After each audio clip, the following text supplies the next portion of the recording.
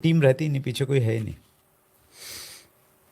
ये एक वाकई में सर बहुत गंभीर मुद्दा है, जिससे मुझे लगता है सर हमारे बहुत सारे डायरेक्ट सेलर जूझ रहे होंगे ऑलरेडी।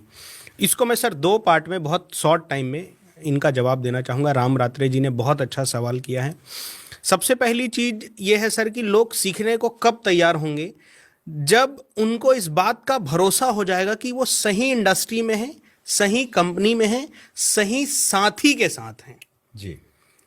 मुझे अगर कहीं पर उम्मीद नज़र नहीं आएगी ना सर, मैं कहीं फंसा हूं और अब मैं उम्मीद खो चुका कि यहाँ मेरी ज़िंदगी फिर से रिवाइव हो पाएगी, तो फिर मैं कुछ नहीं सीखूंगा सर।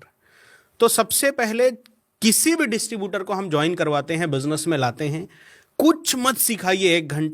एक घंटा उनको डीपली इस बिजनेस के बारे में बताइए। क्योंकि मेरा मानना है सर, एक ऐसा बंदा जो इस बिजनेस को देखा नहीं है और एक ऐसा बंदा जो इस बिजनेस में आज अभी अभी जुड़ा है, दोनों के नॉलेज लेवल में कोई फर्क नहीं होता है।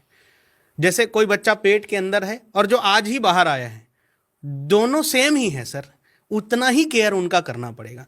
गलती यहां पर क्या हो रही सर, आज लोग ज्वाइन हुए, उनको बिजनेस नहीं बताए हैं, उनको प्रॉपर इंडस्ट्री नहीं बताए हैं, क्योंकि मोस्ट ऑफ द टाइम्स वो दोस्ती यारी में ज्वाइन हो गए, या कोई प्रोडक्ट अच्छा लगा टूथपेस्ट तो वो ले लिए। उनको एक घंटा सर इस इंडस्ट्री के ग्रोथ के बारे में, पहले ये इंडस्ट्री क्या थी, आज क्या है, पूरा एक घंटा सर कंप्लीट इस इंडस्ट्री की वृहद्दता को बताने की जरूरत है। तब उसको समझ में आए, अरे यार मैं जाने अनजाने कितनी बड़ी इंडस्ट्री में आ गया। फिर सर ये मेरा वादा है, वो खुद से पूछेंगे कि सर बताइए मैं कैसे करूं। सर आज तक, मतलब मुझे ऐसा नहीं बोलना चाहिए, ऐसा लगता है सर, लेकिन मैं सच बता रहा हूं सर, आज तक मैं 14 साल हो गया काम करते हुए, मैंने जिनको इस बिजनेस में लाया है सर, आज तक वो इस बिजनेस से बाहर नहीं गए। एक एक आदमी का मैं नाम गिना सकता हूं, और वो सब लीडर बने।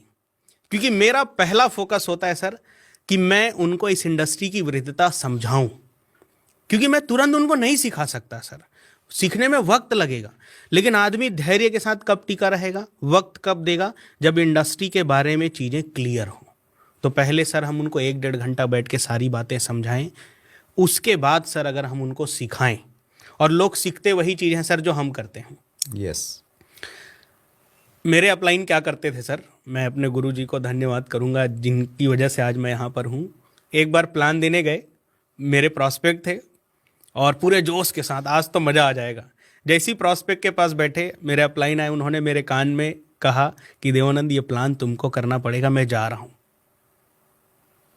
उससे पहले उन्होंने 4-5 प्लान मेरे साथ किया था सर, मैं देख चुका था कैसे करना है जी। और मेरे पास मजबूरी है, मरता क्या नहीं करता। उस समय तो बड़ा गुस्सा आया कि कैसा धोखेबाज अपलाइन है, लेकिन सर मैं जैसे तैसे करके प्लान किया और फिर मैं सीख गया सर।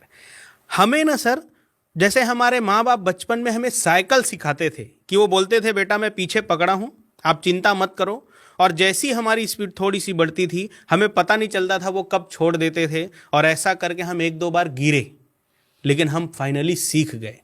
लोग क्या कर रहे हैं सर, ऐसे थ्योरिकल बता देंगे, ऐसे प्लान होता है, ऐसे फॉलोअप होता है, और जाओ टाइगर अब तुम कर लोगे, जो पॉसिबल नहीं है सर।